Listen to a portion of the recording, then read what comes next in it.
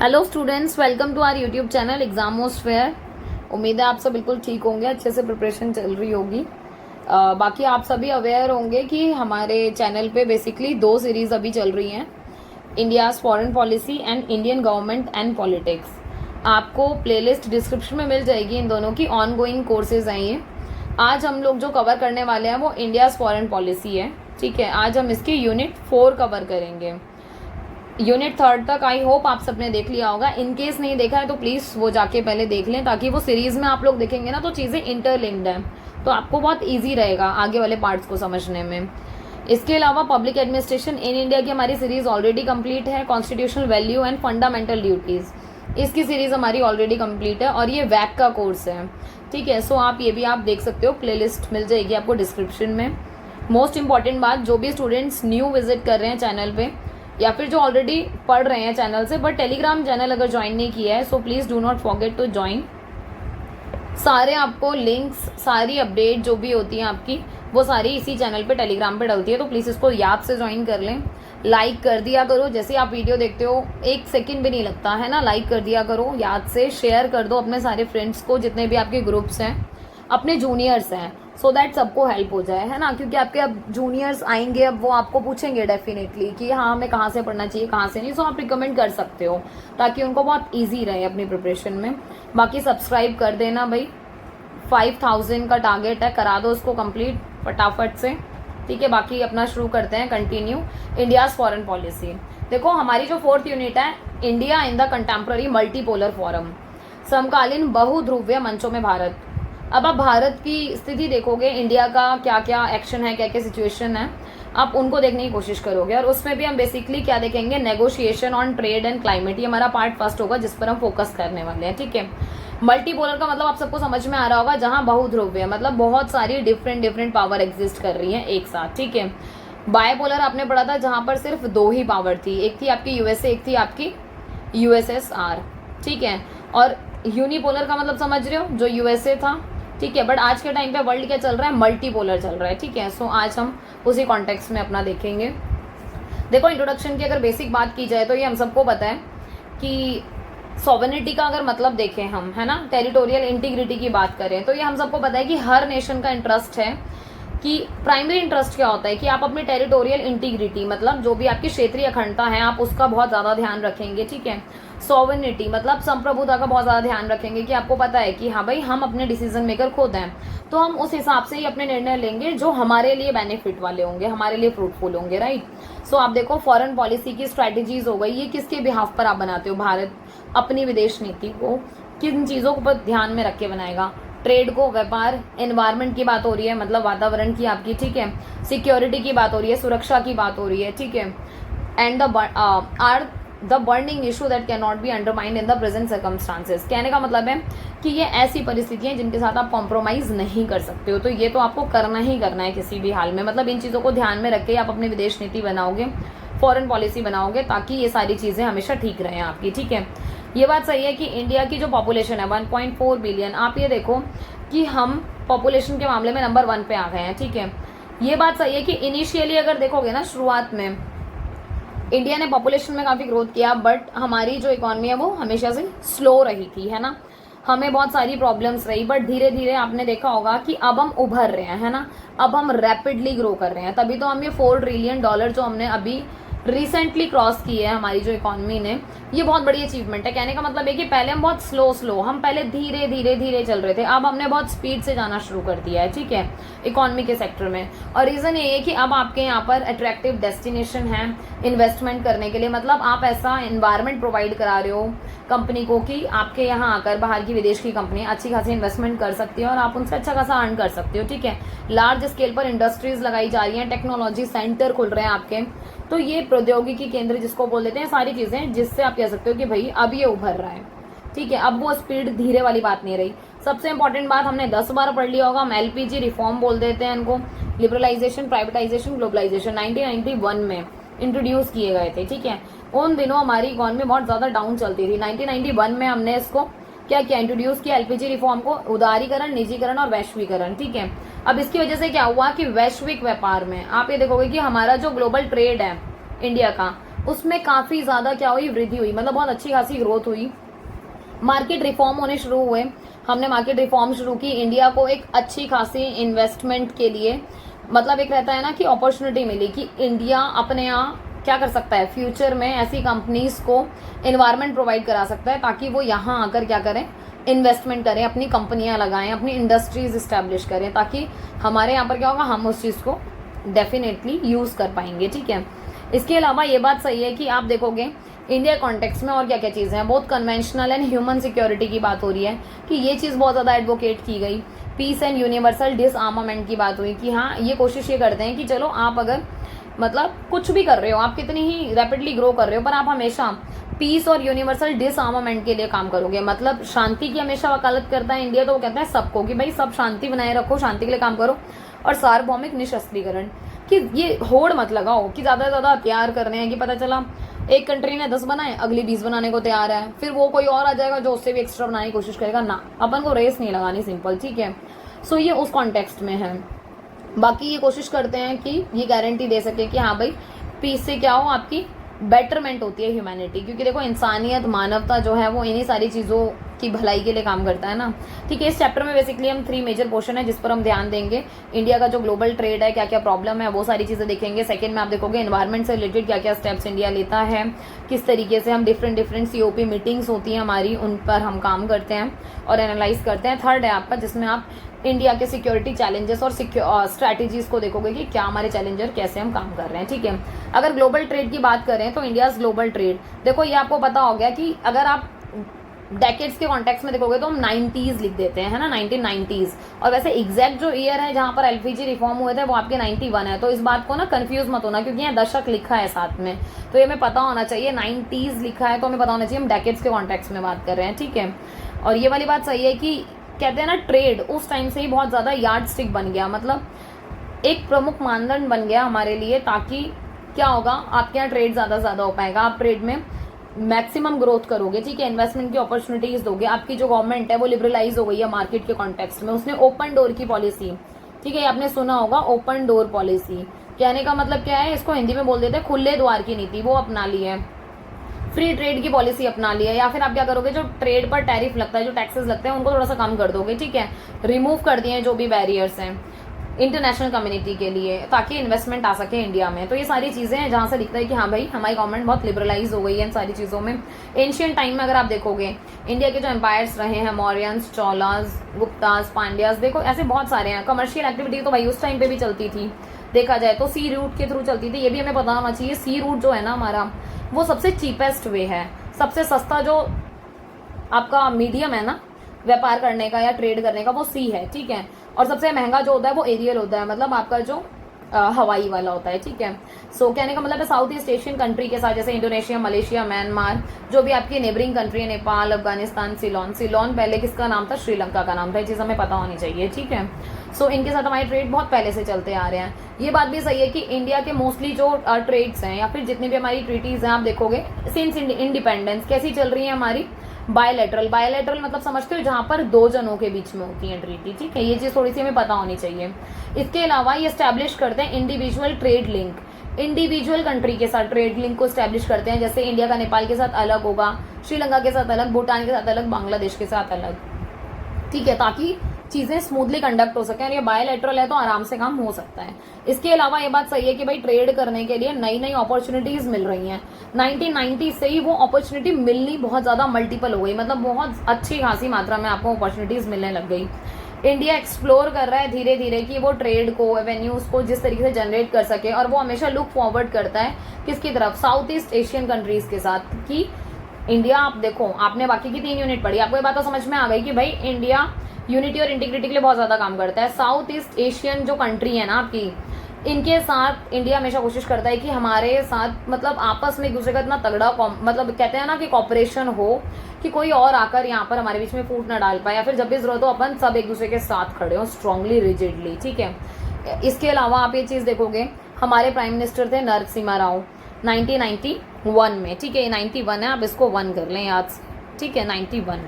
सो आप देखोगे ये जो आपकी लुक ईस्ट वाली पॉलिसी थी 91 में इंट्रोड्यूस की गई थी। ठीक है, और आपको ये भी पता है लुक ईस्ट अब किस में कन्वर्ट हो गई है, एक्ट ईस्ट में हो गई है, ठीक है। एक्ट ईस्ट किसके टाइम की? 2014 में आपके पीएम मोदी, है ना, नरेंद्र मोदी जी के टाइम की है। तो ये हमें थोड़ा सा पता होना चाहिए, क्योंकि अब हम पहले था कि पूर्व की ओर देखो, फिर रियलाइज हुआ खाली देखने से काम नहीं बनेगा भाई, एक्ट करना पड़ेगा, एक्शन लेना पड़ेगा, ठीक है। तो एक्शन लेने की बात आई 2014 में। इसके अलावा आप देखोगे इंडिया रीजनल डायलॉग पार्टनर बन गया 1994 में, किसके साथ? एशियान के साथ। और फुल डायलॉग पार्टनर बना 96 में। सोचो 2 साल के अंदर अंदर इतनी अच्छी अचीवमेंट ले ली। और हमारा बहुत अच्छा ट्रेड चलता है एशियन कंट्रीज के साथ, ठीक है, ये बात सही है। इंडिया और जो एशियन कॉपरेशन है, आप ये देखोगे मतलब 2 डेकेड से, एक डेकेड में कितने ईयर होते हैं आपके, ये आपको पता होना चाहिए। एक डेकेड में 10 ईयर होते हैं, या फिर हिंदी में बोल देते हैं दशक में, एक दशक में 10 साल होते हैं। बेसिक बात है, पता होनी चाहिए, पर इन केस नहीं पता आपको तो मैंने आपको बता दिया, ठीक है। इस चीज का थोड़ा सा ध्यान रखना। इसके अलावा अगर 2 डेकेड्स की बात करें, दैट मीन्स कि we are talking about 20 years, right. So 20 years की अगर आप बात करें, अगर आप देखोगे 2002 में ये शुरू हुई, और एशियन का जो ट्रेड है आपका और हमारा, मतलब काफी अच्छे खासे लेवल पर, मतलब अगर आप देखोगे तो 10.5% उन टाइम पे था। और किसके कंपैरिजन में लो था? चाइना के कंपैरिजन में लो था इनिशियली। बट जैसे जैसे टाइम बढ़ता गया, अब आप देखो 2009 में इंडिया और एशियन का फ्री ट्रेड एरिया एग्जिस्टेंस में आया, मतलब इन्होंने मुक्त व्यापार की बात करी कि चलो हम मुक्त व्यापार करेंगे, ठीक है। और ये ऐसी बात है कि मतलब जितनी प्रगति आप इस तरीके से कर सकते हो ना फ्री ट्रेड एरिया के साथ, वो किसी और चीज के साथ नहीं कर सकते। प्राइम मिनिस्टर नरेंद्र मोदी ने अर्ज किया एशियन जो कंट्रीज है ना, उन्होंने क्विक एक्शन लिया। जितने भी आपके पेंडिंग इश्यूज हैं, मेडिसिन के हो गए, ठीक है, फार्मास्यूटिकल्स के हो गए, जो भी आपके बेसिकली इशू हैं, उन सबको क्या किया? सॉल्व आउट कराने की कोशिश की। मेडिसिन हो गया, होल्डिंग को chair the India and Asian summit with Vietnam prime minister in 2021। India और एशियन की समिट हुई वियतनाम में, और जहां पर इसको सॉल्व किया गया, ठीक है। इसके अलावा आप ये देखोगे इंडिया के जैसे, जिस तरीके से इंडिया और एशियन कंट्री फ्री ट्रेड पर काम करती है ना, ऐसा कहीं भी नहीं होता। मतलब आप देखोगे ना, इंडिया और क्या नाम है, यूरोपियन यूनियन की बात हो रही है, तो उनके बीच में भी कोई, मतलब हमारा काफी अच्छा रिलेशन है यूरोपियन यूनियन से, हमने पढ़ा है, पर फ्री ट्रेड हमारा यूरोपियन यूनियन के साथ भी नहीं है जैसा हमारा फ्री ट्रेड एशियन के साथ चल रहा है। सो ये बहुत बड़ी बात है हमारे लिए, ठीक है। इसके अलावा एक बात और है, पूरा का पूरा वर्ल्ड 2008 में, मतलब पूरे वर्ल्ड की जो ग्लोबल फाइनेंशियल जो क्राइसिस था वो था, मतलब विश्व की अर्थव्यवस्था पूरी धीमी हो गई थी, मतलब पूरे वर्ल्ड की। ऐसा नहीं कि किसी कंट्री की सही चल रही होगी इस टाइम पे, नहीं, ऑलमोस्ट सब वित्तीय संकट में थे, हर कोई फाइनेंशियल क्राइसिस फेस कर रहा था इन दिनों, ठीक है। और जब ये टाइम चल रहा था पूरे वर्ल्ड में, जब वर्ल्ड की इकॉनमी इफेक्ट हो रही थी, तो ये वही वाली बात है कि ये किस तरीके से इफेक्ट हो रही थी। आप ये देखोगे ईस्ट एशियन इकोनॉमिक क्राइसिस, मतलब इससे पहले विश्व अर्थव्यवस्था पूर्व एशियाई आर्थिक संकट से आंशिक रूप से प्रभावित थी, मतलब इंटरनली सबसे ज्यादा इफेक्ट ईस्ट एशियन की जो इकोनॉमी है वहां हुआ। धीरे धीरे आप देखोगे स्टेप्स बढ़े, इकोनॉमिक रिफॉर्म किए गए, जरूरत के हिसाब से इन्वेस्टमेंट के एरिया को ओपन किया गया कि भाई इतने से नहीं होगा, हम सब तो सब डूबते जा रहे हैं। तो धीरे धीरे लोगों ने क्या किया, अपने अपने रास्ते खोले, नए नए रास्ते बनाए, कुछ कुछ सुधार करे, जो भी जरूरत थे रिफॉर्म्स करे, पॉलिटिकल स्टेबिलिटी देखी, राइजिंग फॉरेन एक्सचेंज रिजर्व किया, मतलब फॉरेन एक्सचेंज रिजर्व करते हैं ना, ताकि आपका क्या हो, करेंसी का फ्लो बढ़िया रहे, ठीक है। सो ऐसे में क्या हुआ, इंडिया ने भी बूस्ट की अपनी जो मार्केट है, डोमेस्टिक मार्केट, वो काफी अच्छे लेवल पर हमने बूस्ट किया 21st सेंचुरी में। इसके अलावा आप रिसेंटली देखोगे कि इंडिया का जो ट्रेड है वो काफी डायनामिक तरीके से वर्क कर रहा है, specially in private sector, information technology, ठीक है। ये ऐसे सेक्टर हैं जहां पर आपकी इकोनॉमी जो है वो बहुत इमेंसली, मतलब कहते हैं ना, बहुत अत्यधिक बढ़ावा दे पा रहे हैं ये इन सारी चीजों को, मतलब बहुत बढ़िया तरीके से क्या हो रही है, प्रगति हो पा रही है। इसके अलावा आप ये देखोगे इंडिया का जो एक्सपोर्ट है वो इंक्रीज हो गया है 17%, ठीक है, और इंपोर्ट बाय 19%। 25 सालों में आप देखोगे कि हमने अपना एक्सपोर्ट और इंपोर्ट दोनों को इंक्रीज किया है टाइम के हिसाब से। दैट इज ट्रू कि कोविड-19 पैंडेमिक के टाइम पर, कहते हैं ना, लास्ट 2 साल अगर आप देखोगे कोविड वाले टाइम पे, तो भाई पूरे ही वर्ल्ड की ग्लोबल इकोनॉमी वापस डाउन गई, इंडिया की जीडीपी भी उस टाइम पे नेगेटिव गई। और ये बहुत नेचुरल सी बात है, मतलब ये बहुत कॉमन बात है कि हर कोई सफर कर रहा था, तो जीडीपी सबकी डाउन गई होगी। इंटरनेशनल ऑर्गेनाइजेशन है वर्ल्ड बैंक, IMF बोल देते हैं इसको, आपने 12th में पढ़ा होगा आर्ट्स वाले स्टूडेंट ने, अदरवाइज हमारे साइंस और कॉमर्स वाले स्टूडेंट भी ये टर्म्स तो सुनते ही हैं। वर्ल्ड बैंक हो गया, इंटरनेशनल मॉनेटरी फंड हो गया, इन्होंने काफी प्रोजेक्ट्स चलाए, ठीक है। इंडिया की जो इकोनॉमी है उसको ग्रो करने में काफी हेल्प मिला, और कहते हैं 7% हमारा क्या हुआ, मतलब थोड़ा सा इंक्रीमेंट हुआ इस तरीके से, ठीक है। इसके अलावा आप देखोगे इंडिया ने बहुत सारे इनिशिएटिव उठाए हैं ताकि आप अपनी इकोनॉमी को ग्रो कर पाओ, और साथ साथ अपने जो घरेलू उद्योग है ना, जो अपने खुद के काम है, उनको भी बढ़ावा मिले। ठीक है, वो भी कंपटीशन में आ पाए। तो मेक इन इंडिया का इनिशिएटिव उठाया गया प्राइम मिनिस्टर नरेंद्र मोदी की साइड से, और इसमें यही वाली बात हुई कि पॉलिसी ऐसी जो एनकरेज कर रही है कंपटीशन को, कि जो इंडियन बिजनेस कम्युनिटी है इनके बीच में क्या हो कि कंपटीशन हो बाहर वाली कंट्री के साथ, और ये लोग अपने खुद की चीज़ों को खुद से क्रिएट कर पाए। मेड इन इंडिया तभी तो है ना मेक इन इंडिया, ठीक है। इसके अलावा आप ये देखोगे कि ये लॉन्ग रन में बहुत ज़्यादा हेल्प करता है कि आप लार्ज लेवल पर प्रोड्यूस कर पाते हो, खुद से मैन्युफैक्चरिंग कर पाते हो अपने गुड्स की अपनी ही कंट्री में। और इससे सबसे बेटर बात है यार कि आप स्टार्टअप कर रहे हो, ठीक है, तो जॉब अपॉर्चुनिटी क्रिएट हो रही है, ठीक है, और धीरे धीरे आपकी जो अपकमिंग प्रोफेशनल यूथ है वो इसमें अपना 100% दे पा रही है, ठीक है। अगर आप देखोगे impediments on the way of India trade, देखो क्या क्या बाधाएं आती हैं, है ना। तो बाधाओं में अगर आप देखोगे बेसिकली तो क्या है, India has made significant contribution. देखो इंडिया ने वर्ल्ड ट्रेड ऑर्गेनाइजेशन WTO में काफ़ी अच्छा अपना कंट्रीब्यूशन दिया है, और ये कब आया था एग्जिस्टेंस में, जनवरी 1995 में। और इससे पहले क्या था ये, मतलब WTO से पहले कोई और चीज़ थी या एकदम से आया, तो ये गैट का प्रेडिसीजर माना जाता है, मतलब कि उसका एक तरीके से ना उत्तराधिकारी कह लो कि इससे पहले क्या था। तो WTO से पहले गैट था, GATT, journal agreement on tariff and trade, ठीक है। इंडिया उसका फाउंडिंग मेंबर रह चुका है, मतलब इंडिया ने उसमें काफ़ी कंट्रीब्यूट किया था। ये था 1948 में एस्टैब्लिशमेंट में, और धीरे धीरे यही चीज़ फिर क्या हुआ, एक आपकी कहते हैं ना WTO ने उसको रिप्लेस किया, और आज के टाइम पर वर्ल्ड ट्रेड ऑर्गेनाइजेशन बहुत ज़्यादा एक्टिव है। प्रोमिनेंट अगर आप देखोगे कि बेसिकली जो चीज़ें हैं वो एग्रीकल्चर की सब्सिडी हो गई, इन्वायरमेंट हो गया, मार्केट एक्सेस हो गया, इन्वायरमेंट से रिलेटेड इशू हो गए, फूड सेफ्टी स्टैंडर्ड हो गए, इन सारी चीज़ों को ये ध्यान में रखकर काम करते हैं। इंडिया देखा जाए ना प्राइमरली एक एग्रीकल्चर वाली कंट्री थी, ठीक है। और आप ये देखोगे उस टाइम पर अगर देखा जाए तो ऑलमोस्ट 30% जो लोग हैं वो बिलो पॉवर्टी लाइन थे इनिशियली, ठीक है। और ये गवर्नमेंट की रिस्पॉन्सिबिलिटी हो जाती है कि भाई वो लोगों के क्या करें, जो भी लाइफ स्टैंडर्ड है उसको सुधारें, मतलब जीवन स्तर को सुधारना। जीवन स्तर सुधरेगा कैसे भाई, रोटी कपड़ा मकान दवाई गोली हॉस्पिटल वाली चीज़ें, जो बेसिक एजुकेशन है, मतलब ऐसी जो हमारी लाइफ स्टैंडर्ड को मेजर कर पा रहे हो आप इन चीज़ों से, वो सारी चीज़ों का ध्यान सरकार रखे। कम से कम इंडिया का जो ट्रेड है इंटरनेशनल लैंडस्केप के हिसाब से अगर आप देखोगे, कई बारी क्या हुआ कि हमने बहुत सारी प्रॉब्लम्स को फेस किया कि कभी कभी हमें नॉन कॉपरेशन मिला, मतलब सहयोग नहीं हो पाया आपस में साउथ एशियन कंट्रीज़ के साथ। फिर क्या हुआ, सार्क आया एग्जिस्टेंस में ताकि कॉपरेशन बना रहे, दिसंबर 1985 में आया। इसकी फुल फॉर्म हमें पता होनी चाहिए, South Asian Association for Regional Cooperation. अगर आप इनको ईयर्स के साथ लिख के आएंगे तो आपका आंसर बहुत अच्छा इनहेंस होगा। तो याद रखना कि इनकी फुल फॉर्म के साथ इनके थोड़े ईयर लिख के आओ, फिर बताओ कि हाँ भाई ये क्यों आए थे, फिर आज के टाइम पे क्या परिस्थिति चल रही है, सो ये पता होना चाहिए। आप ये देखो, due to non cooperation in economic sphere, सहयोग नहीं था अच्छा खासा इकोनॉमिक स्फेयर में, ठीक है। पर्सनल राइवलरीज थी आपस में, मतलब कंट्री टू कंट्री रहता है ना कि आपस में अगर इनकी राइवलरीज चल रही है, मतलब एक तरीके से ये कह लो कि बहस चल रही है या कॉन्फ्लिक्ट वाला वाद विवाद चल रहा है आपस में, ठीक है। तो इसकी वजह से बहुत प्रॉब्लम होती है। जैसे आप देखो पाकिस्तान के बिहेवियर की वजह से क्या होता है कि साउथ एशिया का जो ट्रेड है वो उस तरीके से प्रॉपर, मतलब जितना स्मूथली चलना चाहिए वो इम्पैक्ट होता है, उतना अच्छे से नहीं चल पाता। अदर एंड पे देखोगे तो साउथ एशिया रीजन के बहुत सारे लोग ट्राई करते हैं कि कोलैबोरेट करें वर्ल्ड में डिफरेंट तरीके से, ठीक है। और ये प्रोटेक्ट करते हैं इकोनॉमिक इंटरेस्ट को, मतलब अपने ही काम के लिए नहीं, सबके साथ। और चाइना को आप देख सकते हो कि चाइना साउथ में, साउथ ईस्ट एशिया में किस तरीके से एम कर रहा है कि वो ज़्यादा से ज़्यादा क्या कर सके, अपना एक्सपेंड कर सके अपने आप को, ठीक है। और इंडिया भी कोशिश कर रहा है साउथ एशिया के साथ अपने रिलेशन स्टैब्लिश करने का। आपकी और भी ऑर्गेनाइजेशन है जैसे बे ऑफ बंगाल इनिशिएटिव, ठीक है। आप ये देखोगे कि ये जो बिम्स्टेक है ना, बिम्स्टेक में क्या होता है कि बेसिकली बिम्स्टेक हो गया, ये भी एक ऑर्गेनाइजेशन है जिसमें बहुत सारी कंट्रीज़ का पार्ट है। ऐसे एशियान है, यूरोपियन यूनियन है, G20, G7, ये ऐसी चीज़ें हैं कि जो मिलकर काम कर रही हैं इन सारी चीज़ों के लिए, ठीक है। और इंडिया भी अपने मतलब खुद को कहते हैं ना, मतलब इन सारी चीज़ों से खुद को शुरुआत में दूर रखा, पर लेटर ऑन चाइना ने इस चीज़ का फ़ायदा उठाया। चाइना यहाँ इंपॉर्टेंट पार्टनर था इन सारी चीज़ों में, बट धीरे धीरे फिर इंडिया भी इसका एक होता है ना कि स्ट्रांगली इसमें एक्टिवली पार्टिसिपेट करने लगा। और ये बहुत ज़्यादा इंपॉर्टेंट है अगर आप देखा जाओ, मतलब अगर आप देखो लुक ईस्ट वाली जो पॉलिसी है इंडिया उसका पार्ट रहा है, ठीक है। और ये 1991 वाला जो आपका टेन्योर है इसको प्लीज़ ठीक कर लेना, ये गलती से 92 हो गया है, ठीक है। सो नरसिम्हा राव ने इस चीज़ को बहुत कहते हैं ना कि बहुत सही टाइम पे इंट्रोड्यूस किया ताकि इस चीज़ को आगे यूज़ किया जाए। अच्छा, एक बात और है कि इसी टाइम पे आपके जो फाइनेंस मिनिस्टर थे वो आपको बताना चाहिए वो कौन थे, मनमोहन सिंह जी थे, ठीक है। सो ये बात थोड़ा सा ध्यान रखना, कई बार हम कंफ्यूज हो जाते हैं कि नरसिम्हा राव PM थे उस टाइम पे और आपके मनमोहन सिंह कौन थे? फाइनेंस मिनिस्टर थे।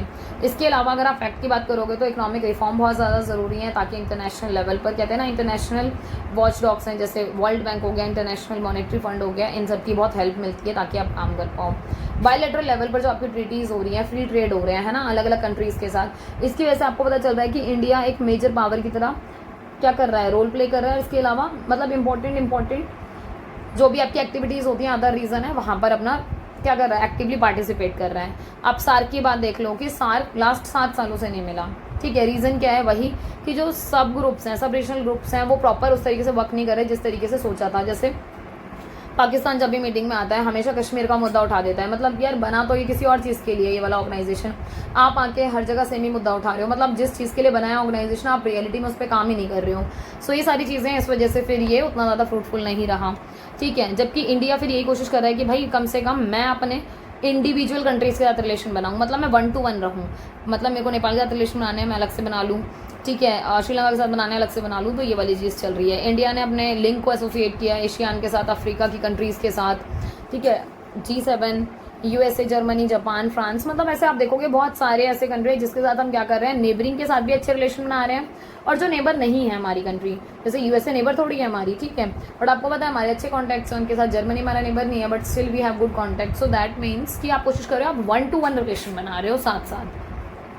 नेगोशिएशन कैसे करते हो? अब देखो एनवायरनमेंट के कॉन्टेक्स्ट में अगर देखा जाए, आपको पता है कि सबसे बड़ी प्रॉब्लम क्या है कि एनवायरनमेंट में 2-3 चीज़ें जो हमें समझ लेनी चाहिए, कि जो बेसिक बात है, क्या आपकी 3 तरीके की कंट्री होती हैं। एक होती है आपकी डेवलप्ड कंट्री, ठीक है, डेवलप्ड मतलब जो आपकी विकसित है, प्रॉपर डेवलप हो चुकी हैं, ठीक है, विकसित, आप लोग लिख लेना, ठीक है, मैं बोल रही हूँ तो बोले हुए पे भी थोड़ा सा ध्यान दे लेना। डेवलपिंग में क्या होता है? विकासशील, जो कर रही है प्रगति, ठीक है। और एक होता है अंडर डेवलप्ड। अंडर डेवलप्ड का मतलब है जो अल्प विकसित है। कहने का मतलब ये कि यहाँ पर अभी कुछ नहीं चल रहा है, यहाँ पर आधी से ज़्यादा चीज़ें किसके बिहाफ पर है? एग्रीकल्चर के बिहाफ पर है। तो ये चीज़ हमें थोड़ी सी पता हो, यहाँ पर कुछ चीज़ें ओवरलैप होती हैं, ठीक है, ये पता होना चाहिए हमें। इसके अलावा डेवलप्ड में क्या है कि सब अपना काम अलग अलग, मतलब पूरा सेपरेशन चलता है यहाँ पे, मतलब ये तो कम्प्लीटली डेवलप कर चुके हैं। अब एनवायरनमेंट के अगर कॉन्टेक्स्ट में देखो तो भाई ये बात बताओ कि जो डेवलप्ड की बात है, भाई सबसे ज़्यादा एनवायरनमेंट का डिग्रेड इन्होंने किया होगा, फिर डेवलपिंग ने किया होगा, अंडर डेवलप्ड तो अभी भी बहुत ज़्यादा नहीं कर पा रहे हैं कुछ भी, ठीक है। सो कहने का मतलब ये कि अगर कोई पॉलिसी बनाई जाएगी इन्वायरमेंट या कुछ भी होगा, तो ऐसा नहीं है कि तीनों पे सेम ही तरीके की रोक लगेगी, सेम तरीके के रूल रेगुलेशन फॉलो होंगे, ठीक है। डेवलप्ड को थोड़ा सा ज़्यादा रिस्ट्रिक्ट करेंगे, इनको हल्की से छूट देंगे, इनको थोड़ी ज़्यादा छूट देंगे, ताकि ये लोग भी बराबर से क्या कर पाएँ, डेवलपमेंट कर पाएँ अपना। तो ये छोटी सी चीज़ है जो हमें पता होनी चाहिए थी, ज़रूरी थी, ठीक है, इसलिए मैंने आपको बता दी, क्योंकि ये बेसिक है और हमारे आर्ट्स वाले स्टूडेंट हो, चाहे कॉमर्स हो, चाहे साइंस हो, वो ये बेसिक नॉलेज ज़रूर से रखें, बहुत ज़रूरी है, ठीक है। अच्छा, दूसरी बात क्या, एनवायरनमेंट से रिलेटेड बात हो रही है, क्लाइमेट चेंज हो रहा है दिन पे दिन, आपको पता है, ठीक है। ग्लोबल वार्मिंग सबसे ज़्यादा जो प्रॉब्लम क्रिएट हो रही है वो ग्लोबल वार्मिंग की वजह से हो रही है। और ये 2 चीज़ें ऐसी, climate change and global warming, जो आप देखोगे इस टाइम पर ना, मतलब अच्छा खासा आपका डोमिनेटिंग इशू है कंटेम्प्रेरी टाइम में। इंटरनेशनल रिलेशन आपके इसी के आधार पर भी बहुत क्रिएट हो रहे हैं, जितनी मीटिंग्स हो रही हैं, रियो समिट हो रहे हैं, क्योटो प्रोटोकॉल, जितनी भी चीज़ें हो रही हैं आपकी, ये COPs हो रही हैं जितनी, ये सब की सब आपकी उसी से रिलेटेड हैं। अगर आप देखोगे पोस्ट कोल्ड वॉर पीरियड के टाइम की बात अगर आप देखोगे तो UNFCCC है ना, United nation framework convention on climate change, ठीक है, इनके साथ हमने कई बार नेगोशिएट किया है हमने, मतलब कि पूरे वर्ल्ड ने मिलकर यहाँ बैठकर, क्योंकि काम ही कर रहे हैं क्लाइमेट चेंज के ऊपर, कन्वेंशंस बना रहे हैं, तो इन्होंने पूरे वर्ल्ड के साथ बैठकर मीटिंग्स की हैं, चीज़ें ठीक करने की कोशिश की है, फिर ऐसे स्टेप्स उठाने की कोशिश की है जो हमारे आगे के लिए बहुत ज़रूरी है, ठीक है। इसके अलावा रियो अर्थ समिट 1992 वो इम्पॉर्टेंट है, कि जो अर्थ की समिट है, आप देखोगे कि किस तरीके से, आपने देखा ना कि ये रियो डी जनेरियो में हुई थी ब्राज़ील में, तो मैक्सिमम पार्टिसिपेशन आया था इन दिनों, ठीक है। इसके अलावा एक बात और है कि अगर एबल नहीं है हम ऐसा एनवायरनमेंट क्रिएट कर पाने के जहाँ पर हम अच्छी खासी मतलब ब्रीथ कर सकें, अच्छी हवा, मतलब ये तो हमारा राइट है ना कि हम अच्छी हवा में सांस ले सकें, ठीक है। तो ऐसे में क्या होता है, आप ये चीज़ देखो कि आप खुद जिम्मेदार हो इस चीज़ के लिए, आपका इंडस्ट्रियलाइजेशन, आपका जो ये मेट्रोपॉलिटन है, ठीक है, इंडस्ट्रियल सेंटर्स हैं, ये सारी चीज़ें हैं जो आपको कहीं ना कहीं बार बार बोल रही हैं कि आप ये सारी चीज़ें करते रहे हो, डेवलपमेंट करते रहे हो, पर आपको ये भी ध्यान रखने की ज़रूरत है कि क्या वाकई में आप एनवायरनमेंट को भी बचा पा रहे हो या फिर बस ग्रोथ देख रहे हो और एनवायरनमेंट का होश ही नहीं है आपको, ठीक है। तो वो कहते हैं इसके ऊपर सोचने की बहुत ज़्यादा ज़रूरत है। लोगों में अवेयरनेस की बहुत ज़्यादा ज़रूरत है, क्योंकि प्रॉब्लम ये कि लोगों में अवेयरनेस नहीं है। आप देखोगे कि largely developing toward environment and sustainable development is the positive indication. अब धीरे धीरे क्या हो रहा है, लोगों में पहले क्या थी, अवेयरनेस नहीं थी, जागरूकता नहीं थी। अब धीरे धीरे वो जागरूकता विकसित हो रही है, तभी तो आप देखोगे एनवायरनमेंट के प्रति हम सब इतने सजग हो रहे हैं। सस्टेनेबल डेवलपमेंट का कॉन्सेप्ट आया कि आप अपने सस्टेनेबल डेवलपमेंट का मतलब क्या होता है, देखा जाए तो सतत विकास। इसका मतलब ये कि आप डेवलपमेंट करते रहो, जो आज की चीज़ें हैं आप उनको अपनी ज़रूरत के हिसाब से यूज़ करो, वेस्ट मत करो, ताकि आगे आने वाली जनरेशन भी उसको यूज़ कर पाए। ठीक है, 90s की बात अगर करोगे तो अगर आप इंडिया कॉन्टेक्स्ट में भी देख रहे हो तो अगर मतलब high per capita income, carbon dioxide emission का मतलब बहुत ज़्यादा था इंडिया का, ग्लोबल वार्मिंग धीरे धीरे बढ़ती जा रही है। ठीक है, तो अब इसको कंट्रोल करने की बहुत ज़रूरत है, और इसको कंट्रोल कौन करेगा, डेवलप्ड और डेवलपिंग कंट्री दोनों मिलकर करेंगी। जो डेवलप्ड हो चुकी हैं, जो विकसित हैं, और विकासशील जो डेवलप हो रहा है, जैसे इंडिया विकासशील में आता है। ठीक है, सो आपको पता होना चाहिए कि कौन किस में आता है। डेवलप की बात करोगे तो आप अमेरिका ले लो, ब्रिटेन ले लो। डेवलपिंग की बात करो तो आप चाइना ले लो, इंडिया ले लो, ये सब डेवलपिंग कंट्री हैं। अगर आप अंडर डेवलप की बात करोगे तो आपको पता होना चाहिए नेपाल हो गया, भूटान हो गया, ऐसी कंट्री हैं जो क्या है आपकी अंडर डेवलप्ड है, अभी इनको टाइम लगेगा। साउथ अफ्रीका की काफ़ी कंट्री हैं जो अंडर डेवलप्ड में आती हैं। ठीक है, सो ये चीज़ें थोड़ी सी पता होनी चाहिए, बेसिक बातें हैं। ठीक है, इसके अलावा बहुत सारे हमारे कन्वेंशन होते हैं इन्वायरमेंट से रिलेटेड। ठीक है, ऐसा ही एक बहुत बड़ा कन्वेंशन है आपका रामसर कन्वेंशन, 1971 में हुआ था ये। और ये किस चीज़ के लिए हुआ था, वेटलैंड्स के लिए हुआ था, और हुआ कहाँ था, ईरान में हुआ था। 2-3 क्वेश्चन है, मतलब ये कॉम्पिटेटिव एग्जाम में बनते ही बनते हैं।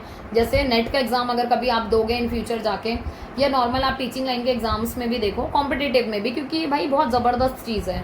आप यूपीएससी में अगर बैठोगे कभी, ठीक है, सिलेबस देखा होगा, क्योंकि आजकल बच्चे बहुत अवेयर हैं, बहुत अच्छे प्रिपरेशन कर रहे हैं, तो आप देखना एनवायरनमेंट का पूरा उसमें दिखता है। तो ये वेटलैंड कन्वेंशन वहाँ भी बहुत इंपॉर्टेंट है। सो कब हुआ, 71 में। कहाँ हुआ, ईरान में। ठीक है, और इंडिया इसका कब पार्ट बना, 75 में। ये चीज़ पता। और इसमें होता क्या है कि जो आपके वेटलैंड्स होते हैं, है ना, कि जहाँ पर नेचुरल तरीके से जो पानी भर जाता है, या फिर और बहुत सारी चीज़ें, वहाँ बहुत सारी चीज़ें आपको मिलती हैं। आप वेटलैंड्स डाल के देखना गूगल पे, उसके बारे में यूट्यूब करना, आपको बहुत मतलब काफ़ी नई नई चीज़ें मिलेंगी। तो उनको किस तरीके से प्रिजर्व करना है, सिक्योर करना है, सेफ रखना है, इसके लिए रामसर कन्वेंशन आया। ठीक है, और यहाँ एरिया वही है कि जो सबमर्ज हो जाता है वाटर में, जिसकी बात मैं बता रही हूँ कि भाई मतलब सालों साल वो एरिया पूरा पानी में डूबा रहता है। ठीक है, और वहाँ छोटे छोटे सी ना प्लांट की स्पीशीज़ आ जाती हैं, अलग अलग टाइप के प्लांट होते हैं वहाँ पे। ठीक है, श्रिम्प्स होते हैं, छोटे पौधे होते हैं, और इसको प्रोटेक्ट किया जाता है, क्योंकि इनको प्रोटेक्ट करना बहुत ज़्यादा ज़रूरी है। ऐसे ही आप देखोगे यूनाइटेड नेशन कॉन्फ्रेंस में एनवायरनमेंट और डेवलपमेंट के ऊपर आपकी क्या हुई थी, पहली अर्थ समिट हुई थी, जिसको हम रियो समिट भी कह देते हैं, ब्राज़ील में हुई थी 1992 में। इसने बहुत इंपॉर्टेंट रोल प्ले किया एनवायरनमेंट के लिए। और भी आपके प्रोमिनेंट डॉक्यूमेंट्स हैं, बहुत सारी समिट्स हैं जो बायोडाइवर्सिटी के ऊपर होती हैं, कन्वेंशन है, कॉम्बैक्ट्स हैं, एजेंडा 21 है। ये सारी ऐसी चीज़ें हैं जो आपके एनवायरनमेंट के लिए बहुत ज़्यादा इंपॉर्टेंट है। टाइम पे इनको किया गया, एजेंडा 21 में पूरा डिक्लेयर किया गया, पूरा एक्शन प्लान, कि किस तरीके से आप सस्टेनेबल डेवलपमेंट को ध्यान में रखते हुए काम करोगे। ठीक है, और चीज़ें भी हैं, जैसे COP 26 आप देखोगे स्कॉटलैंड में थी 2021 में। हुई क्यों, किस लिए हुई, सारा एनवायरनमेंट का खेल है कि एनवायरनमेंट के लिए, एनवायरनमेंट को सस्टेन करने के लिए जो जो आप स्टेप उठा सकते हो, वो सारे यहीं आपकी डिसीजन मेकिंग होती है। इसके अलावा आप देखोगे कार्बन की बात हो रही है कि आप नेट जीरो का टारगेट लेके चल रहे हो, कि कार्बन एमिशन आप बिल्कुल जीरो पे ले आओगे 2050 तक। ठीक है, ये कहाँ के लिए है, जो आपकी डेवलप्ड कंट्री है उनके लिए। ठीक है, बट चाइना और इंडिया की अगर बात हो रही है तो इनको टारगेट दिया गया है, चाइना को 2060 तक का, इंडिया को 70 तक का, कि भाई जैसी जो ग्रोथ कर रहा है उसको उस हिसाब से तो छूट दी जाएगी ना। पहली जो कॉन्फ्रेंस ऑफ पार्टी, COP की फुल फॉर्म है ना, हम COP कर रहे हैं, तो कॉन्फ्रेंस ऑफ पार्टीज होता है ये। ठीक है, पार्टियों का पहला सम्मेलन, ये आपको ध्यान रखना है कि कहाँ हुआ था, जर्मनी में हुआ था। ठीक है, क्योटो प्रोटोकॉल आप सबने पढ़ा होगा, 1997 में हुआ था, जापान में हुआ था। ठीक है, COP 3 वाला नहीं पढ़ा तो आप जान लो, ये इंपॉर्टेंट बातें हैं। ठीक है, जो पहला इंस्टेंस था या पहली जो चीज़ें थी वो यही सारी थी कि सारी की सारी जो पार्टिसिपेंट कंट्री हैं भाई वो मिलकर एग्रीमेंट करेंगी किस चीज़ के लिए, कार्बन डाइऑक्साइड एमिशन के लिए, कि बहुत ज़्यादा भर के एमिशन हो रहा है, तो भाई इसको थोड़ा सा कंट्रोल करने की ज़रूरत है। तो पार्टीज मिली, कई बारी 2008 से 12 के बीच में भी कई बारी बहुत सारी फाउंडेशन लगाई गई, बहुत सारी चीज़ें हुई। कोशिश ये की गई कि जो ग्लोबल टेम्परेचर है आपका वो इंक्रीज़ हो रहा है ना, तो कोशिश की जाए कि भाई 1.5 डिग्री तक उसको कंट्रोल किया जाए। ठीक है, ये सारी चीज़ें हैं जो इंपॉर्टेंट है। डेवलप्ड जो नेशन है भाई, जो ऑलरेडी डेवलप हो चुके हैं, उनके ऊपर थोड़ी ज़्यादा रिस्ट्रिक्शन लगाई जाती है, और ऐसा कहा जाता है कि वो हेल्प कर सकते हैं। भाई जो अगर आप डेवलप हो चुके हो तो आप हेल्प कर सकते हो ना डेवलपिंग कंट्री को, क्योंकि डेवलपिंग कंट्री तो आप क्या करेंगी, वो डेवलप होने के लिए काम कर रही है, धीरे धीरे आगे मतलब बढ़ रही है वो, क्योंकि उनको भी डेवलप्ड में आना है। तो कहने का मतलब है जो डेवलप्ड ऑलरेडी हो चुके हैं भाई वही उनको मदद कर दें। तो ऐसा बोला जाता है $1 बिलियन फाइनेंशियली एड दी जाए हर साल डेवलप्ड कंट्री की तरफ से डेवलपिंग को, ताकि उनको असिस्टेंस मिल सके, फाइनल असिस्टेंस, वो फाइनेंशियल असिस्टेंस। कहने का मतलब है कि आप पैसे से उनकी हेल्प कर सको ताकि वो अपनी चीज़ों को टाइमली अचीव कर पाएँ और बहुत ज़्यादा एनवायरनमेंट को हार्म ना करें, ठीक है। और ये सारी चीज़ें जैसे आप ग्रीन कंट्रीज़ को देखोगे जो कोशिश कर रही हैं कि कार्बन डाइऑक्साइड के एमिशन को जो भी टाइम बाउंड है उसमें उसको कंट्रोल करने की या ख़त्म करने की, ठीक है। इसके अलावा आप एक चीज़ और देखोगे, एनवायरनमेंट के जो इशू हैं वो बहुत ज़्यादा पार्ट है इनके, है ना। Larger agenda for political party since long but now with the rising level of education. मतलब ये कह रहे हैं ना कि एजुकेशन का लेवल धीरे धीरे क्या हो रहा है, बढ़ता जा रहा है। जब बढ़ता जा रहा है तो आपकी यूथ पढ़ रही है, यूथ सीरियस होती जा रही है एनवायरनमेंट के इशूज़ पर, सस्टेनेबल डेवलपमेंट पर। तभी आप देखोगे मीटिंग्स बहुत ज़्यादा फ्रीक्वेंटली हो रही हैं। आजकल लोग ऐसा करते हैं अपने बर्थडे पे पौधा लगा देते हैं, है ना। या फिर आप बहुत सारी चीज़ें देखोगे कि जैसे गिफ्ट्स देना है आपको, किसी को कोई कॉन्फ्रेंस हो रही है, पहले क्या होता था, आज भी वो चीज़ें चलती हैं कि हमने किसी को शॉल गिफ्ट कर दिया ऐसे सम्मान में, या कोई माला गिफ्ट कर दी, मतलब माला पहना दी, ऐसे बहुत उनको रिस्पेक्ट करने के लिए। पर आजकल जब से अवेयरनेस आई एनवायरनमेंट को लेकर, हम क्या करते हैं, पौधा गिफ्ट कर देते हैं, प्लांट्स गिफ्ट कर देते हैं, है ना, छोटा सा। तो ये चीज़ें इसलिए कि ताकि आप जागरूक रहो एनवायरनमेंट के प्रति, ज़रूरी है, ठीक है। पेरिस एग्रीमेंट 2015 में आया, उसमें क्लाइमेट को लेकर डायलॉग वगैरह हुए आपके।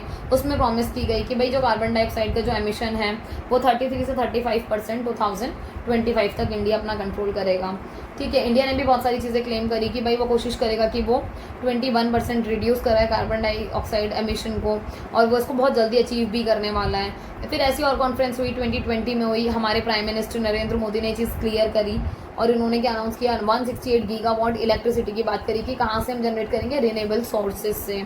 और ये बहुत बड़ी बात है ना, कि आप रिन्यूएबल सोर्सेज को यूज़ कर रहे हो, क्योंकि नॉन रिन्यूएबल को करोगे तो बहुत टाइम लग जाएगा उनको होने में। तो आप रिन्यूएबल सोर्सेज को यूज़ कर रहे हो, और एम क्या है, ताकि आप क्या कर सको, 450 गीगावाट का प्रोडक्शन कर सको 2030 तक।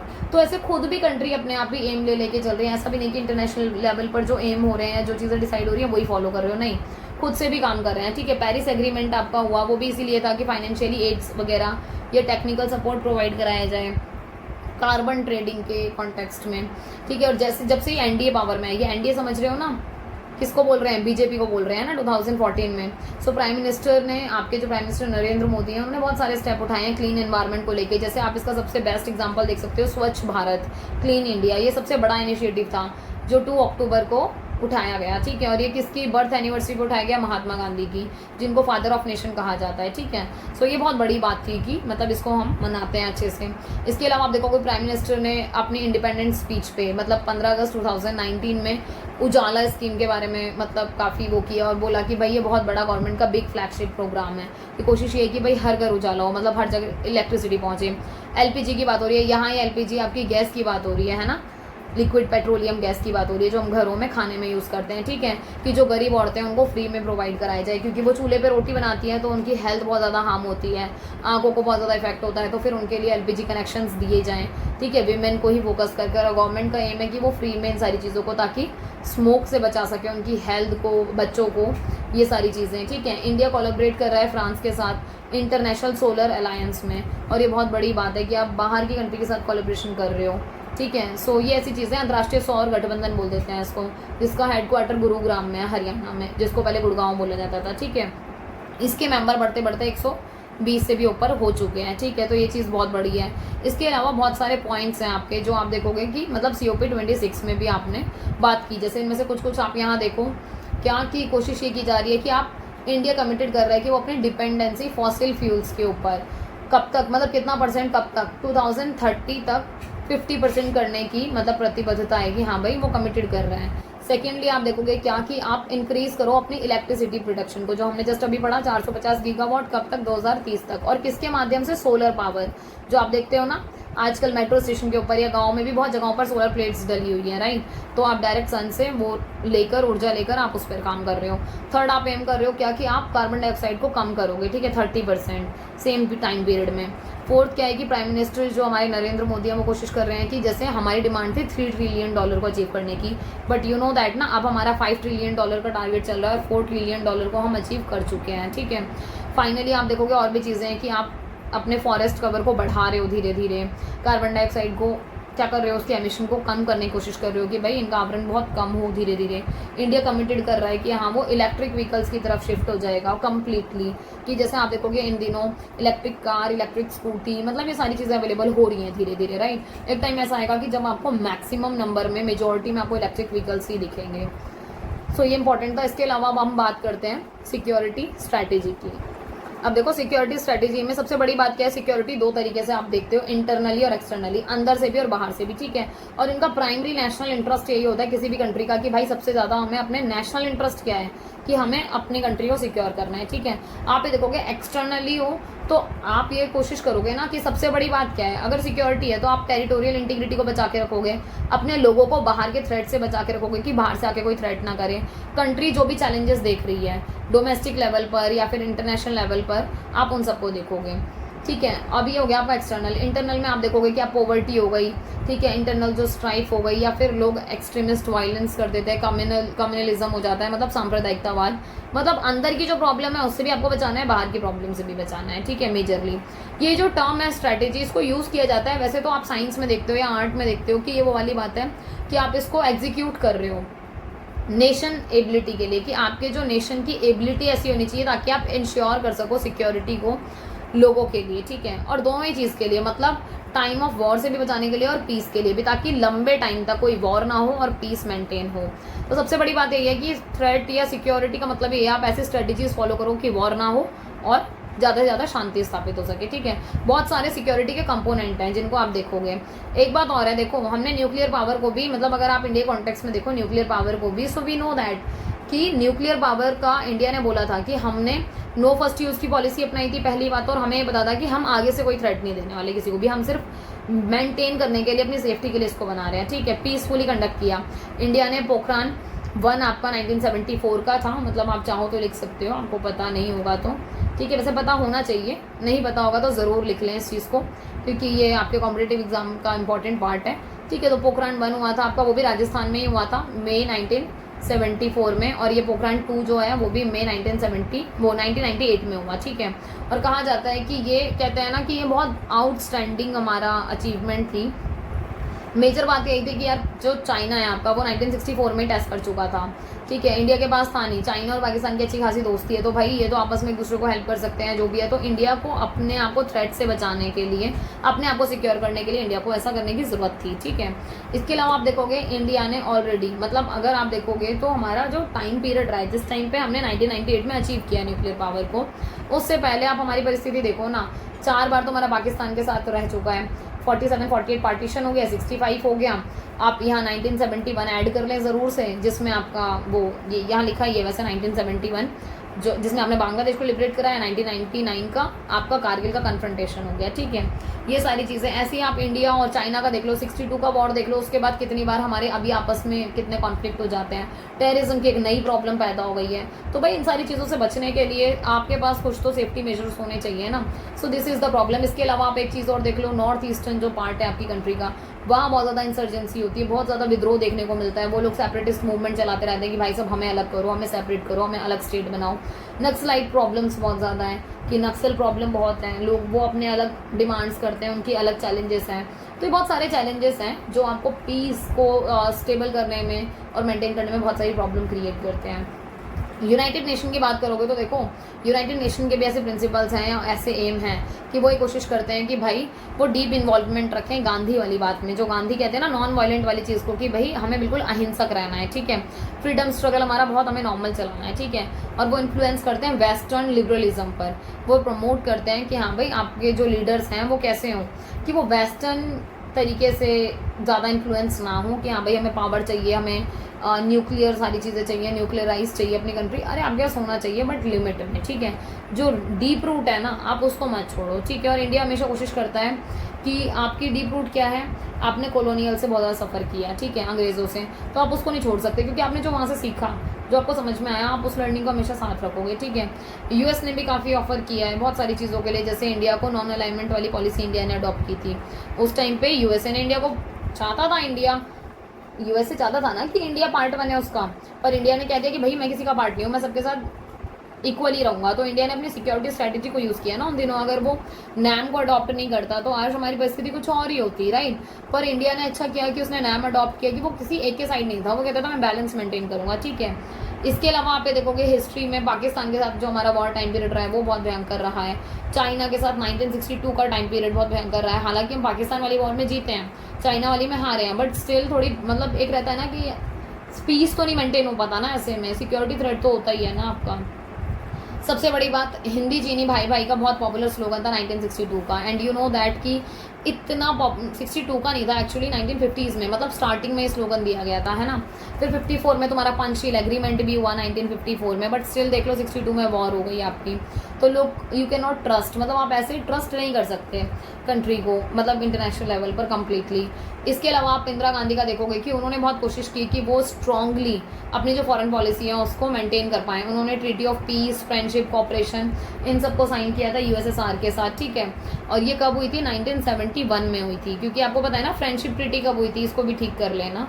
वो थोड़ी सी एरर हो गया है आज, ये दूसरा एरर है, सॉरी फॉर दैट, बट आप ध्यान से इसको कर लेना, ठीक है। सो ये वाली चीज़ हुई। इसके अलावा ये ट्रीटी फिर मतलब वही 20 साल के लिए फ्रेंडशिप ट्रीटी बोलते हैं, फिर ये रिन्यू होती गई, ठीक है।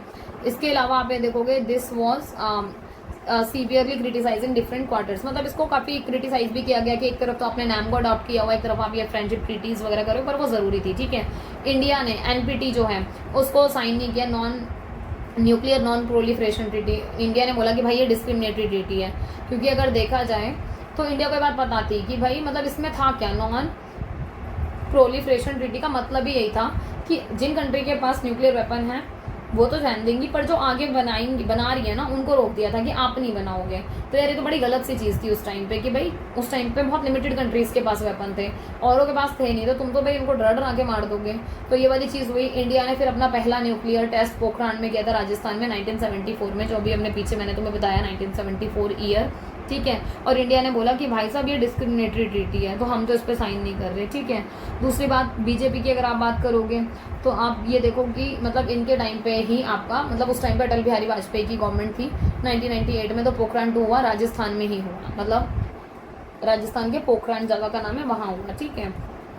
इंडिया ने बात क्लियर कर दी थी कि भाई वो किसी कंट्री के अगेंस्ट नहीं बना रहा इन सारी चीज़ों को, वो सिर्फ अपने सेफ्टी मेजर्स की वजह से बना रहा है, बैलेंस मेंटेन करने के लिए बना रहा है, और नो फर्स्ट यूज़ की पॉलिसी है उनकी इंडिया की, ठीक है।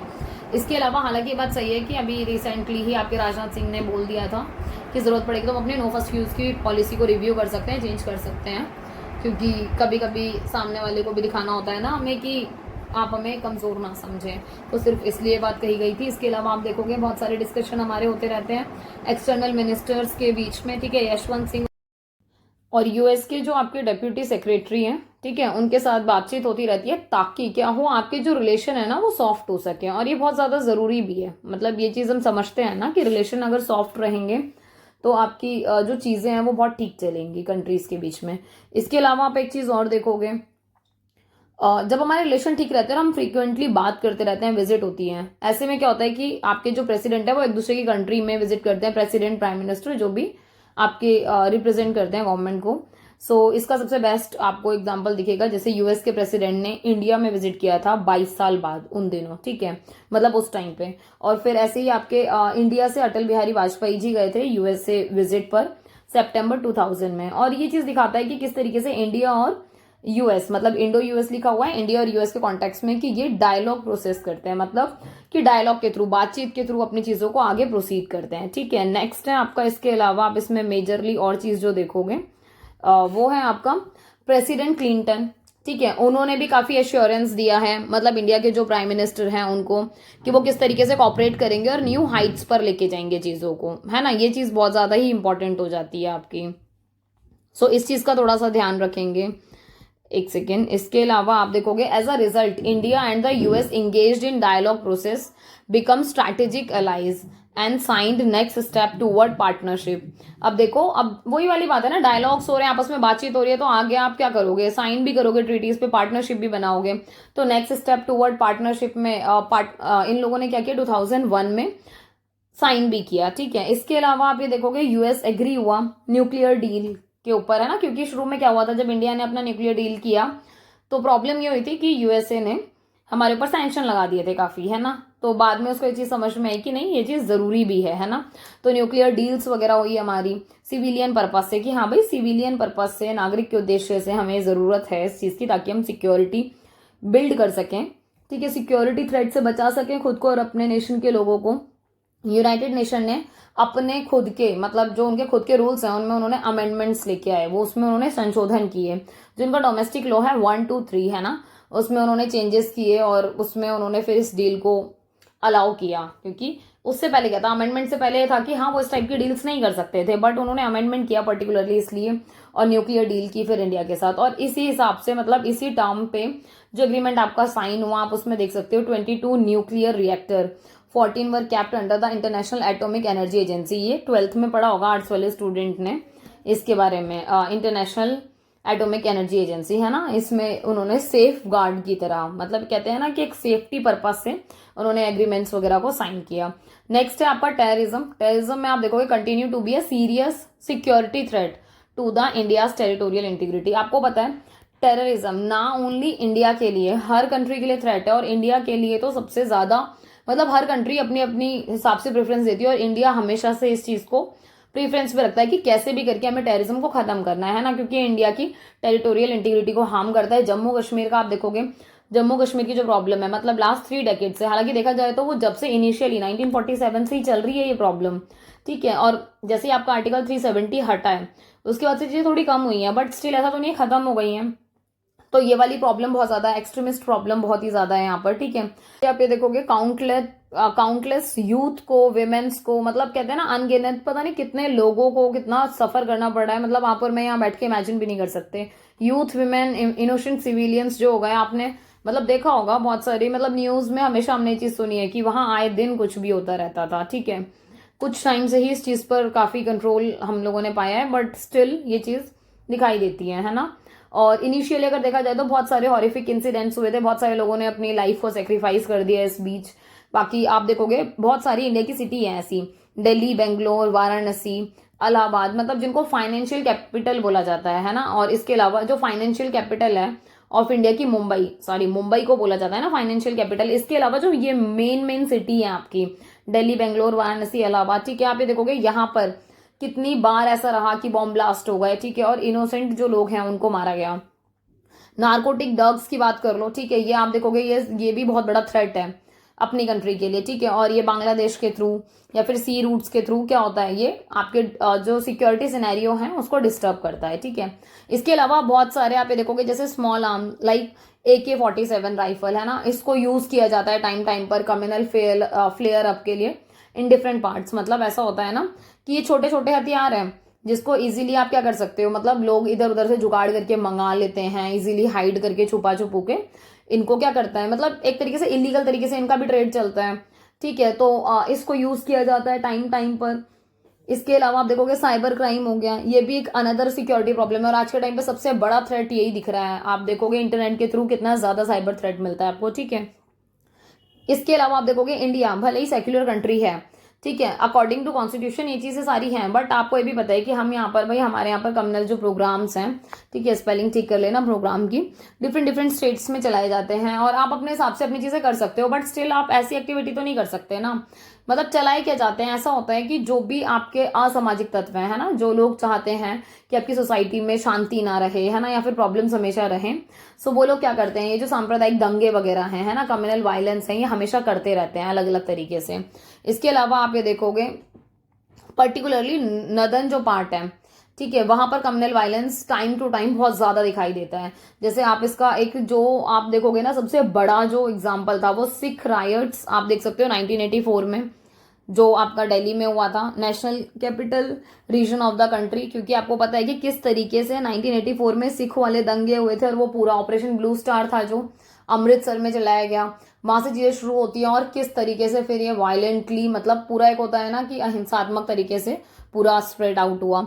इसके अलावा ऐसे और भी एग्जांपल्स हैं आपके, जैसे बाबरी मस्जिद वाला आप देखोगे, बाबरी मॉस्क की डिमोलिशन 1992, ठीक है, अयोध्या इन उत्तर प्रदेश, मतलब ये अयोध्या का केस है, ये हम सबको पता होगा, ठीक है। सो इसकी ये वाई है, ठीक है, इसको सही कर लेना। अयोध्या इन उत्तर प्रदेश। इसके अलावा गोधरा राइट्स, गोधरा राइट्स किससे रिलेटेड है, मतलब गोधरा कांड भी बोल देते हैं इसको, ये गुजरात से रिलेटेड है 2002 में, ये भी धर्म के नाम पे ही हुआ, ठीक है। ऐसे आप देखोगे मुजफ्फराबाद हो गया, ठीक है, दादरी हो गया, ऐसे बहुत सारे इंसिडेंट है जहां आपको ये चीज दिखाई देगी कि किस तरीके से आपकी कंट्री की यूनिटी और इंटीग्रिटी को, मतलब एकता और अखंडता को क्या किया जाता है, चैलेंज किया जाता है। सेंटर और स्टेट दोनों गवर्नमेंट के, मतलब दोनों गवर्नमेंट को सफर करना पड़ता है इसकी वजह से, ठीक है। सो ये वाली चीज है। इसके अलावा आप ये देखोगे, आप यहाँ फोटोज में देख भी सकते हो, ये बाबरी मस्जिद वाला है, गोधरा रायट्स, ठीक है, दादरी इंसिडेंट, जिसमें आपको दिखाई देता है कि किस तरीके के रायट्स मतलब बढ़ते हैं और इतना बड़ा रूप धारण कर लेते हैं, ठीक है। इसके अलावा कास्ट के नाम पर वायलेंस होती है, विमेन्स का हेरेसमेंट होता है, सभी तो थ्रेट का पार्ट है ना। चिल्ड्रन का, जो ओल्ड एज लोग होते हैं, ठीक है, उनकी कोई सोशल सिक्योरिटी नहीं है, तो वो हमेशा इनसिक्योरिटी में रहते हैं, तो ये सारी चीज भी है। और कॉन्स्टिट्यूशन में यही चीज तो बोली गई थी ना कि भाई हमें सबका ध्यान रखना है, सबका वेलफेयर देखना है, तो ये भी एटमोस्ट प्रायोरिटीज पर निपटाने की हमें बहुत ज्यादा जरूरत है। इसके अलावा इंडिया एक डेवलपिंग कंट्री है, ठीक है, इंडिया जैसे डेवलपिंग कंट्री है आपकी, राइट। तो आप ये देखोगे पहले क्या था, ये बहुत ज्यादा मतलब धीरे धीरे ग्रो कर रही थी, पर अब क्या है, फास्टर, मतलब इकोनॉमिक ग्रोथ जो है इसकी बहुत रैपिडली हो गई है, बहुत तेज हो गई है स्पीड से, ठीक है।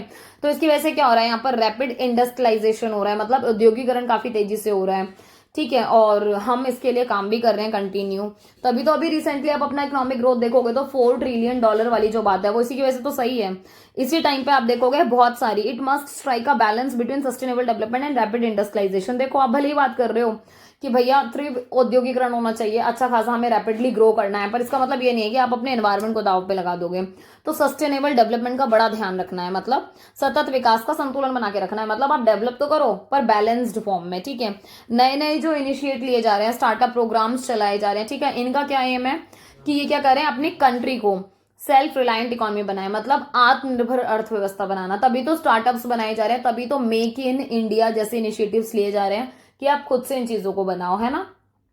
इसके अलावा हमारी जो यूथ है वो काफी स्किल्ड है और कोशिश की जा रही है कि यूथ वाली जो पॉपुलेशन है उसको स्किल्ड किया जाए, वो एफिशिएंट टेक्नोलॉजी को यूज करना सीखें, वो फैसिलिटेट हो, उनके अंदर ये कैपेसिटी आए कि वो बिल्ड कर सके अपनी कंट्री के लिए कुछ कुछ मेजर जो चीजें हैं जिसको आप विद इन कंट्री कर सकते हो, ठीक है। और इन सारी चीजों से क्या होगा, आपकी इकोनॉमिक प्रोग्रेस बढ़ेगी दिन पे दिन, ठीक है। और बहुत सारे डायमेंशन है, आप देखोगे एजुकेशन सेक्टर बढ़ेगा, लोगों में अवेयरनेस आएगी, बहुत सारी चीजें हैं, ठीक है।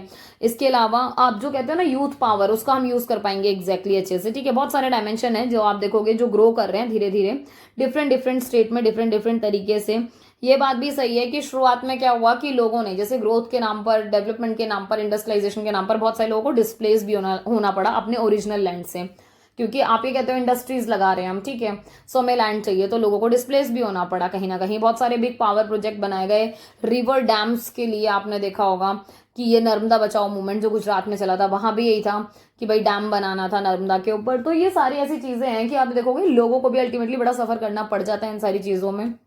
बेस्ट एग्जाम्पल नर्मदा बचाओ आंदोलन, ठीक है, मूवमेंट था गुजरात का। मध्य प्रदेश में भी आपको इस तरीके के एग्जाम्पल मिलेंगे, इवन आपको उत्तराखंड का भी एग्जाम्पल आपको मिलेंगे, है ना, जिसमें वो पेड़ों को हक कर लिया था विमेंस ने कि हम नहीं काटने देंगे, क्योंकि पता है ना कि आपको सस्टेनेबल को भी क्या करना है, बैलेंस करके चलना है।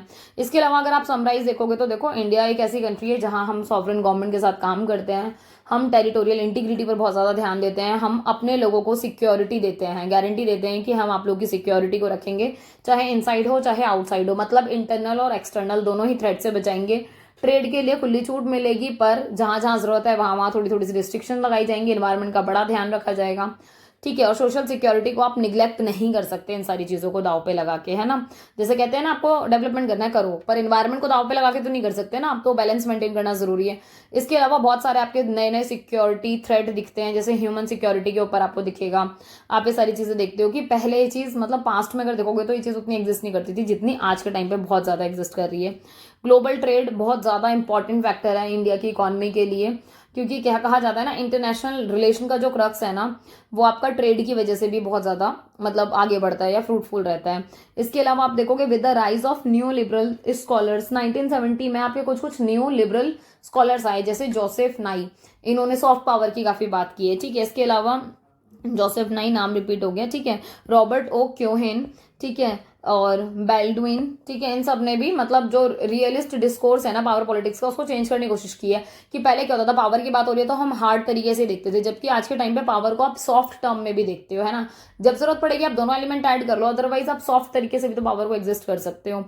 और इसके अलावा बहुत सारी चीजें मतलब लार्जली एम्फेसाइज किया गया इकोनॉमी पर पर्टिकुलरली, क्योंकि यहाँ क्या है आप देखोगे कॉपरेशन चाहिए अलग अलग तरीके से, ठीक है, और only arms to encourage competition nation state. और एक चीज और है कि होता क्या है कि महत्वपूर्ण चीजें क्या है कि आर्म्स मतलब शुरुआत में ये था ना, जैसे आपने कोल्ड वॉर में भी दिखा था, आर्म्स की वेपन की रेस ही तो थी ना, तो वही है कि ये चीजें करेज करती हैं नेशन स्टेट को कॉम्पिटिशन में उतारने के। तो बहुत जरूरी है कि आप डायमेंशन चेंज करके और चीजों को भी देखो, ठीक है।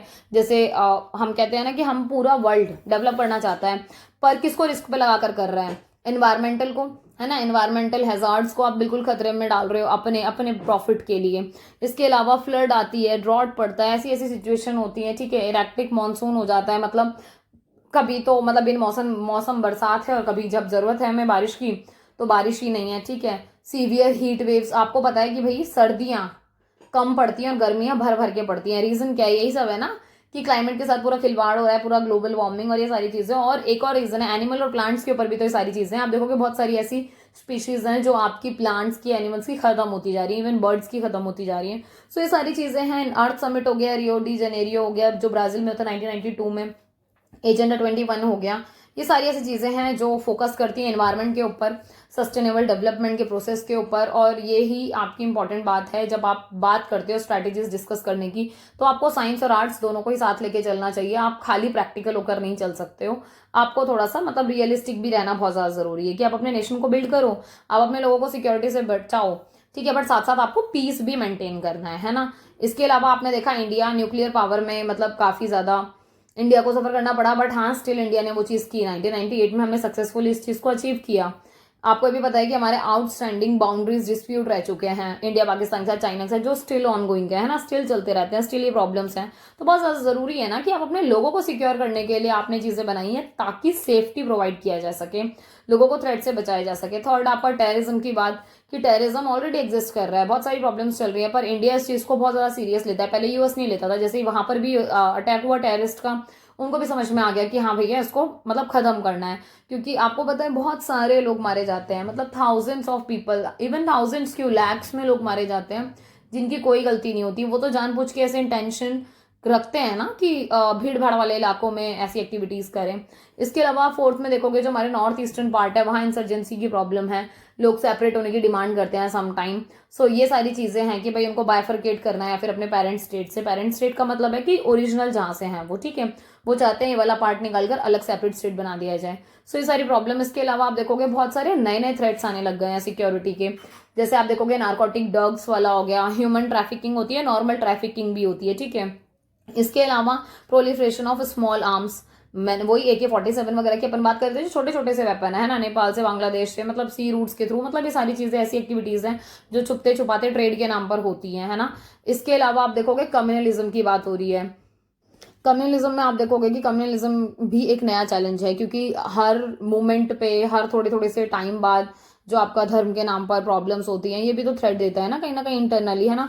तो पीस एंड स्टेबिलिटी को बहुत मेंटेन करना जरूरी है अपनी कंट्री में। सो आप देखोगे कि इंडिया की जो अप्रोच है वो लॉन्ग टर्म सिक्योरिटी की है, वो कोशिश करता है कि हाँ भाई जितना ज्यादा अपने लोगों को सेफ्टी प्रोवाइड कराई जा सके उसके ऊपर ये काम करता है, ठीक है। बाकी ये हो गया आपका यूनिट 4 का पार्ट 1 एंड, ठीक है। पार्ट 2 मैं बहुत जल्दी डाल दूंगी, बाकी आप लोग इसकी नोट मेकिंग कर लेना साथ साथ, ठीक है। शेयर कर देना इसको जरूर से, क्योंकि आपके बहुत सारे ऐसे फ्रेंड्स हैं जो इस चीज को मतलब सफर करते हैं, है ना, पढ़ने में, तो उनको हेल्प हो जाएगी थोड़ी सी, ठीक है। बाकी लास्ट तक बने रहने के लिए बहुत बहुत thank you. Like share and subscribe कर देना, टेलीग्राम चैनल ज्वाइन कर लेना, ठीक है। एंड टारगेट है आपका सब्सक्राइब का 5000, तो पहुंचा दो उसको फटाफट से, ठीक है।